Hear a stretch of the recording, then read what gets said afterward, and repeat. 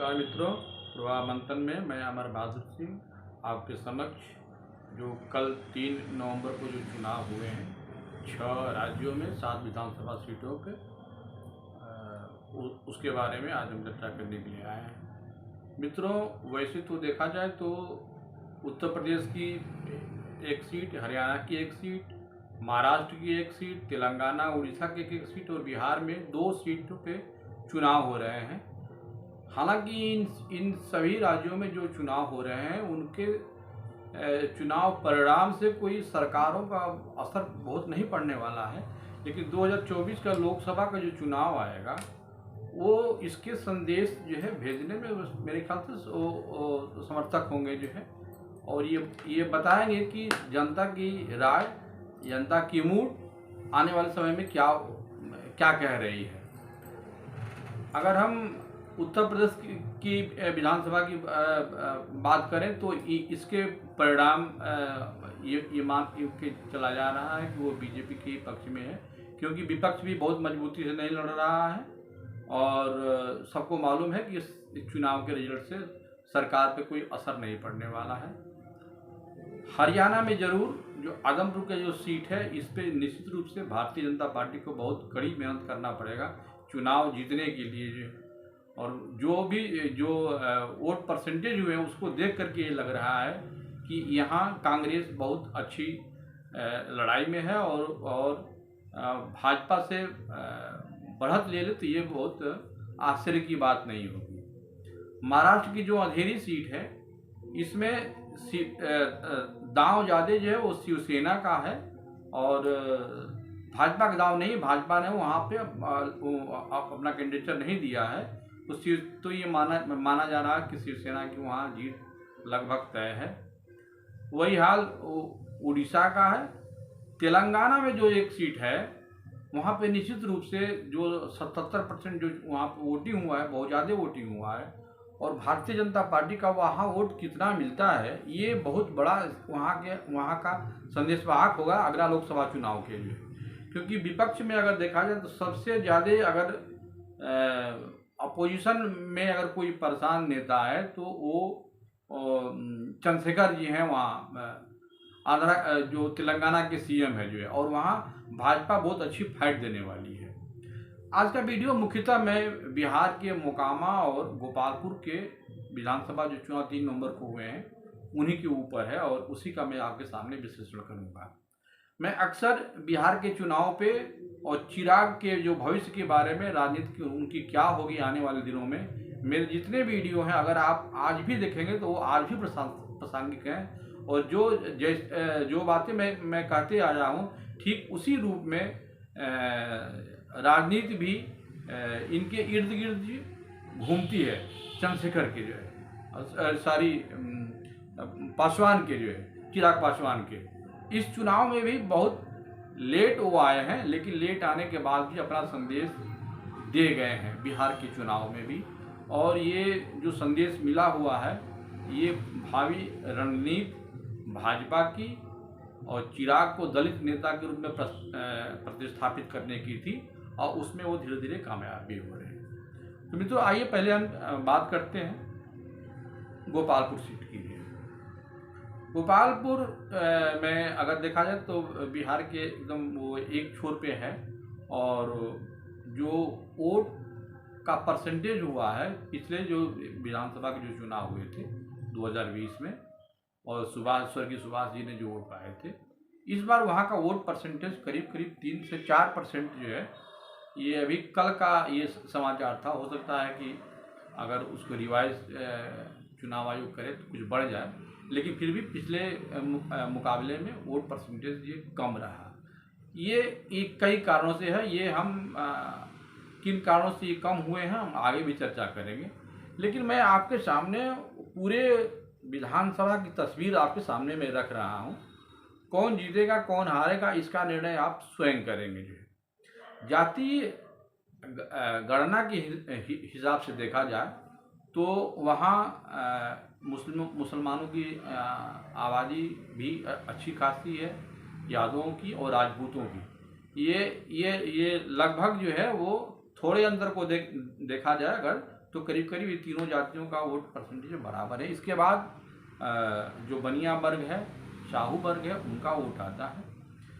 पिछले कई बार से स्वर्गीय सुभाष जी यहाँ से विधानसभा का चुनाव जीतते आए थे, लिहाजा एक बार उनकी पत्नी को भी उनके मरणोपरांत जो टिकट दिया गया है तो परिवार में ही रहा, और ये माना जा रहा है कि कुछ जो है उनको उनके न रहने का लाभ जो है उनकी पत्नी को चुनाव में मिलने वाला है। लेकिन इसमें इस बार के चुनाव में बहुत उलटफेर हुए हैं, जैसे कि राष्ट्रीय जनता दल जो लालू की पार्टी है, तेजस्वी की जो पार्टी है, और नीतीश की पार्टी एक साथ दोनों विधानसभाओं में चुनाव लड़ रहे हैं। इसके पहले ऐसा कम देखा गया है। तो लिहाजा अगर हम वोट के हिसाब से देखें तो ये एक बहुत विनिंग तस्वीर दिखाती है किसी कभी भी चुनाव हो तो जो, लेकिन वस्तुतः ये धरातल पर भी ऐसा होगा ऐसा दिखता नहीं है जो। उसके कई कारण हैं। इस बार अगर हम मुस्लिम मतदाताओं को देखें तो ये कभी भी हिंदू मुसलमान करके चुनाव नहीं हुआ, बहुत शांतिपूर्ण ढंग से चुनाव हुआ है। इससे ये बात साबित होता है कि वोट का जो परसेंटेज जो गिरा हुआ है, इसमें जो दलित और जो दबे कुचले लोग हैं वो अपना वोट दिए हुए हैं, और उदासीन मतदाता इसमें जो है राजद के जो परंपरागत वोट थे जो है मुसलमान और यादव, इनमें रुझान में कमी आई, क्योंकि इनका अगर देखा जाए तो प्रत्याशी न कोई मुसलमान था और न कोई यादव था। लिहाजा एक बनिया वर्ग के आ जाने से इनके उत्साह में कुछ न कुछ कमी रही है जो है। और मुसलमानों के लिए एक AIM से भी एक कैंडिडेट खड़ा हो गया है, इसलिए नौजवान जो युवा वर्ग है वो उसका रुझान जो है AIM की तरफ जा गया है। तो कहने का अर्थ ये है कि जो मुस्लिम वोट का जो डिवीज़न है वो पूरा तो नहीं कर सकते हैं, लेकिन जो भी थोड़ा बहुत है वो AIM की तरफ गया है। ये राजद के लिए थोड़ा नुकसान में है। पिछले बार जब साधु यादव जब चुनाव लड़े थे बसपा से, तो उस समय करीब 40-41 हज़ार वोट पाए थे, और ये माना जा रहा था कि उस समय यादव जो है वो साधु यादव को वोट दिए थे। लेकिन इस बार के चुनाव में ये कहा जा रहा है कि इस बार यादव बहुत कम परसेंटेज में साधु यादव को वोट दे रहे हैं। तो इसके दो परिणाम हो सकते हैं। अगर उनको साधु यादव को वोट यादव कम दे रहे हैं तो निश्चित रूप से जो बसपा का जो वोट बैंक, जो दलित वाला वोट बैंक है, वो भी अगर ये देख के समझ रहा होगा कि ये कैंडिडेट कमज़ोर है, तो जो दलित वोट है वहाँ से छिटकेगा, और ये दलित वोट चिराग पासवान के भाजपा के पक्ष में आ जाने से ये लामबंद होकर के भारतीय जनता पार्टी की तरफ खिसकेगा। तो एक तरह से सुभाष यादव, साधु यादव का कमज़ोर होना भाजपा को ये अच्छा वोट दिला सकता है। तीसरी चीज़ ये है कि वहाँ पे जो कोई सवर्ण कैंडिडेट और पार्टियों से उस तरह से नहीं है, तो चाहे वो राजपूत हो, ब्राह्मण हो, लाला हो, भूमिहार हो, ये सभी सवर्ण वोट जो है जिनकी संख्या बहुत अधिक है जो है, वो भारतीय जनता पार्टी को उसमें मिल रहा है। रही बात जो परंपरागत वोट जो बनियों का वोट होता है, गुप्ता के खड़ा हो जाने से राजद की पार्टी से थोड़ा जो उनके जो कास्ट की वोट है, पूरा बड़ी वर्ग नहीं कह रहा हूँ, जो उनकी अपनी स्वजाति हैं, वो एक कलवार जाति है उससे उसको संबंधित है जो है, तो उनकी जातियों का थोड़ा सा वोट जो है वो उसमें से वो राजद की तरफ झुक रहा है। तो कुल मिला जुला के अगर हम देखें तो बहुत हाँच पाँच की स्थिति है। कहीं राजद के वोट बीजेपी की तरफ जा रहा है, तो कहीं बीजेपी का वोट जो है वो राजद की तरफ जा रहा है, और मुस्लिम वोट कहीं राजद से छिटक करके वो AIM की तरफ जा रहा है।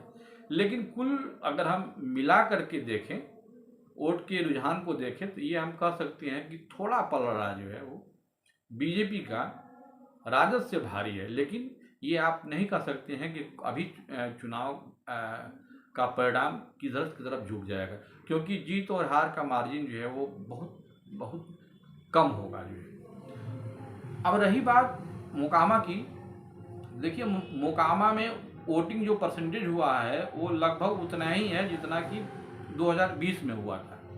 लेकिन यहाँ पे एक मैं बता दूं, दोनों ही विधानसभाओं में इन चुनावों का बहुत असर तो नहीं पड़ना है सरकारों पे, लेकिन अंदर अंदर आपको जान करके ये ताज्जुब होगा कि नीतीश ये चाहते हैं कि दोनों जगह भाजपा चुनाव जीते, या यूँ कहें कि वो चाहते हैं कि दोनों जगह राजद चुनाव हारे। अगर ऐसा नहीं होगा और मान लीजिए कि दोनों ही सीट राजद अगर चुनाव जीत जाती है तो इनके ऊपर दबाव बढ़ जाएगा, नीतीश के ऊपर जो है अपनी गद्दी सौंपने के लिए तेजस्वी को। और अगर ये तेजस्वी चुनाव दोनों जगह से हारते हैं तो नीतीश को अभी गद्दी सौंपने की इतनी जल्दीबाजी दिखाने का वो प्रभाव नहीं पड़ेगा। तो अंदर अंदर नीतीश ये चाहेंगे कि भारतीय जनता पार्टी दोनों जगह चुनाव जीते। राजनीति में देखिए आदमी कहता कुछ है और अंदर के मन में रहता कुछ है।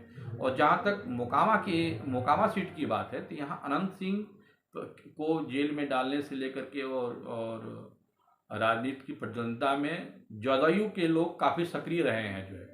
अब चूंकि राजद से टिकट मिल जाने से यहाँ के उनके जो कार्यकर्ता हैं उन्हें बहुत उहापोह है। और यूँ देखा जाए तो पूरे चुनाव में जो है बहुत बढ़ चढ़ के उनके कार्यकर्ता हिस्सा नहीं लिए हैं। तो अंदरूनी तौर पर देखा जाए, बाहरी तौर पर जो दिख रहा है कि सब साथ में है, लेकिन अंदरूनी तौर पर भीतरघात जिसको हम कह सकते हैं वो अनंत सिंह के साथ हुआ है। और चूंकि अनंत सिंह का जो विरोधी है, चूंकि स्वजाति है, वो भी भूमिहारी है, इसलिए भूमिहारों का वोट का डिवीजन हुआ। मैं ये नहीं कह रहा हूँ कि अनंत सिंह को वोट नहीं मिला है, अनंत सिंह को भूमिहारों का ज़्यादा वोट मिला है। यूँ हम कह सकते हैं कि करीब 65-70% वोट जो है वो भूमिहारों का वो अनंत सिंह को ही वोट मिला है। और जो 30-35% है वो ललन सिंह की पत्नी को मिला हुआ है। लेकिन वोटों का डिवीजन तो हुआ ही हुआ है। और जो दूसरी जो सवर्ण जातियाँ हैं जिसमें कि ब्राह्मण, राजपूत वगैरह जो है, ये सब भी भाजपा की तरफ, भाजपा चूँकि वहाँ से चुनाव कभी लड़ी न, बहुत दिनों के बाद से उनको टिकट मिला हुआ है। तो कमल के फूल पर इस बार वहाँ का पूरा देखा जाए तो सवर्ण मतदाता एक तरफ से झुका हुआ है, वणिक वर्ग है। और एक बात और भी है कि दलितों के आ जाने से ये चुनाव, अनंत सिंह हालांकि बाहुबली हैं और उनका क्षेत्र में बहुत प्रभाव है जो है, जो छोटे जो कमज़ोर लोग हैं उनको भी वो दबाव में रखते हैं वोट डालने के लिए, लिहाजा जीतने की संभावना उनको वहाँ पे व्यक्त की जा रही है। लेकिन परिणाम अगर इसके उलट आ जाए तो ये बहुत आश्चर्य करने वाली बात नहीं होगी। दोनों जगहों पे अगर हम दलितों को वोटों को अगर देखें तो गोपालपुर में दलित वोट अधिक है, करीब 24 से 25% है, जबकि यहाँ पे मोकामा वाली सीट पे 15% से 20% के बीच में है। तो गोपालपुर में दलितों का वोट बहुत महत्व का रखेगा जो है। यहाँ पे साहनी का वोट बैंक मोकामा में उनकी जाति के लोग, केवट वगैरह, ये मल्लाह वगैरह, इनकी संख्या ज़्यादा है। और ये देखा गया है कि वो अनंत सिंह को वोट देते हुए देखे गए हैं और पासवान लोग जो है बीजेपी को वोट देते गए हैं। तो अति पिछड़ों में भी अनंत सिंह का कुछ प्रवेश हुआ है और कुछ प्रवेश जो है वो भाजपा ने किया है। तो बाहुबली होने के नाते अनंत सिंह का पलड़ा अभी क्षेत्र में जैसी की रिपोर्टिंग होती है, हम तो कभी क्षेत्र में, मेरा तो चुनावी विश्लेषण हमेशा डाटा पे होता है, मैं उसी पे करता हूँ, मैं क्षेत्र में कभी नहीं आता हूँ। तो मेरा अनुभव ये है कि दोनों ही सीटें जो जैसी हैं उसकी वैसे ही हो जाएगी। गोपालपुर में बीजेपी और मोकामा में अनंत सिंह। लेकिन अनंत सिंह को जीतने में इस बार परिश्रम करना पड़ेगा, और करना पड़ेगा का अब तो वोट हो चुके हैं, वोटों की गिनती जैसे जैसे आगे बढ़ेगी ये जीत और हार के मार्जिन जो है धीरे धीरे पिछले बार में कम आपको दिखाई देंगे। और एक बात निश्चित रूप से है कि अगर ये सीटें बरकरार दोनों पार्टियां रखती हैं, गोपालपुर अगर बीजेपी रख लेती है और राजद जो है अगर यहाँ अनंत सिंह चुनाव अगर जीत जाते हैं, तो एक तरह से ये संदेश जाएगा कि महागठबंधन में सारे लोग मिलने के बाद भी भारतीय जनता पार्टी से गोपालपुर वाली सीट नहीं छीन सके। ये बड़ा मुद्दा बन करके आगे आएगा। तो ये हमारा मित्रों आज का जो बिहार का ये मोकामा और उसके ऊपर का मेरा वीडियो रहा है। मैं आगे आप लोगों के सामने चिराग की, मेरे इसके पहले जो चिराग के ऊपर मैंने जो वीडियो बनाया था, मैंने उसमें आपको कहा था कि आने वाले दिनों में लोकसभा में भारतीय जनता पार्टी अति पिछड़ा और दलित वोट ये एक तरफ कंसोलिडेट होगा, उसके तरफ ये राह पासवान जी का बढ़ चुका है और आने वाले समय में यही इक्वेशन जो है बदलने वाला है। राजद और जेडीयू एक तरफ और बीजेपी अति पिछड़ा और दलित एक तरफ, यही दो ध्रुव बनेंगे और लोकसभा का चुनाव इसी आधार पे होगा। तो अगले वीडियो तक के लिए मुझे इजाज़त दीजिए। नमस्कार।